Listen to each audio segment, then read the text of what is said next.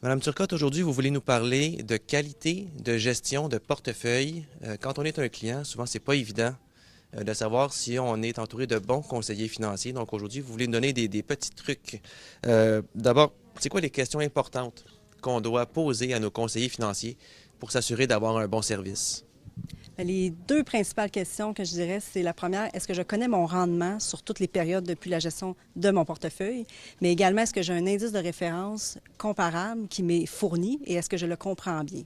Et sous-jacent à ça, bien, vient une deuxième question qui est aussi importante.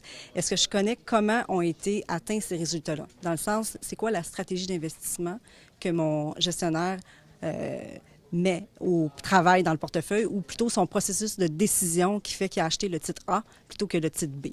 Ça, c'est deux questions parmi nous. On a identifié à peu près une trentaine qu'on a mis dans un outil gratuit qui s'appelle la boussole boursière et ça permet de passer justement ce mécanisme-là de réflexion sur la qualité de gestion de son portefeuille. Et dernièrement, un cas qu'on a évalué, il y avait des sérieuses lacunes à ces deux niveaux-là, au niveau des rendements et de la stratégie d'investissement.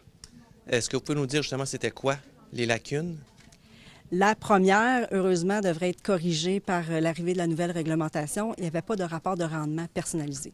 Donc, on parlait d'un rapport de rendement modèle et il y avait beaucoup de chiffres sur ce rapport-là parce que c'était plusieurs portefeuilles modèles.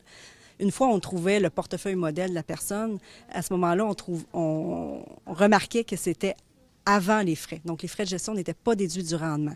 Il faut qu'on ait le rendement après frais.